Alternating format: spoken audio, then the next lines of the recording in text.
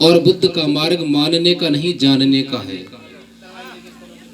नाचना गाना हमारे जीवन का हिस्सा है। आप गाइएगा, नाचिएगा, खूब नाचिएगा, और मत कहिएगा गाना वो लगा दो ये लगा दो, क्योंकि गाना बदल बदल कर नाचना नहीं, ये दिलासे होते हैं। नाचना जाने आंगन टेढ़ा। अगर नाच गहराई से उठ रहा है, मन में गहराई से नाच उठ रहा है, फिर गाने का इंतजार कौन करे? फिर तो जनरेटर पे भी नाच लेते हैं लोग, बस वो ढंग से शोर मचाए। तो आपका जो नाचना है वो ठीक होना चाहिए, सभ्य होना चाहिए, फूड नहीं होना चाहिए। आपके गीत उत्साहवर्धक होने चाहिए, जीवन में प्रेरणाओं से भरे हुए होने चाहिए। आपके गीत सुरीले हों, जीवन के किसी हिस्से को व्यक्त करने वाले हों। आपके गीत आपके जीवन के आदर्शों की अभिव्यक्ति हो। इन शब्दों को आप याद रखना।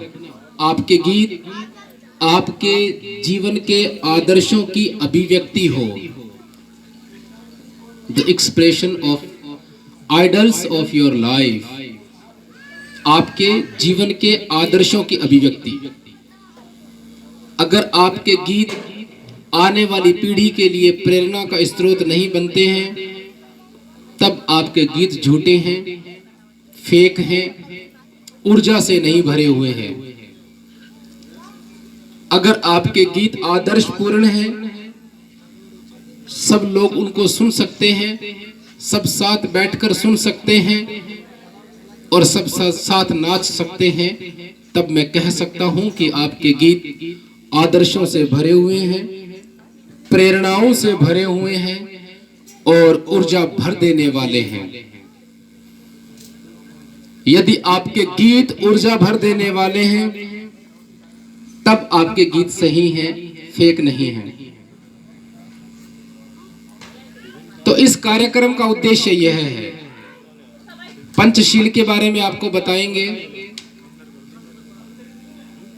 और मेरे पास तो हारमोनियम नहीं है, ढोलक भी नहीं है, बाजा मैं बजाता नहीं, झूठे गीत गाता नहीं। मैं जो गीत गाऊंगा आपको होश में सुनना होगा, जागृत अवस्था में सुनना होगा।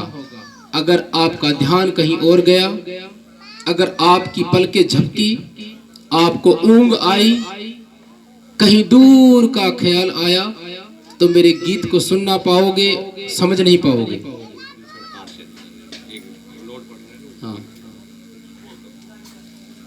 एक बार भाई वो उधर लोड पड़ रहा है, ये वो तार चेंज कर रहे हैं। सीखने का मौका जब मिले तो चूकना नहीं चाहिए। और बुद्ध के मार्ग को सीखा ही जा सकता है, गाया बजाया नहीं जा सकता। फिर भी लोग गाते हैं, बजाते हैं, इसीलिए ताकि सहज बुद्धि वाले लोग रुचि पैदा कर सके, सुनकर के प्रेरित हो सके, इसके अलावा कुछ नहीं। मगर फिर भी बुद्ध को अगर गहराई से जानना है तो गीत फिर पीछे रह जाते हैं, कविताएं पीछे रह जाती हैं। गीत और कविताओं का ये सामर्थ्य नहीं है कि वो बुद्ध को जान सके और सीख सके, क्योंकि बुद्ध विश्लेषण का विषय है, एक्सप्लेनेशन।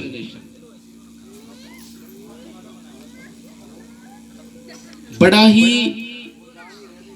पेनिट्रेट माइंड होना चाहिए, awakened mind, B consciousness at every moment, very shuttle mind.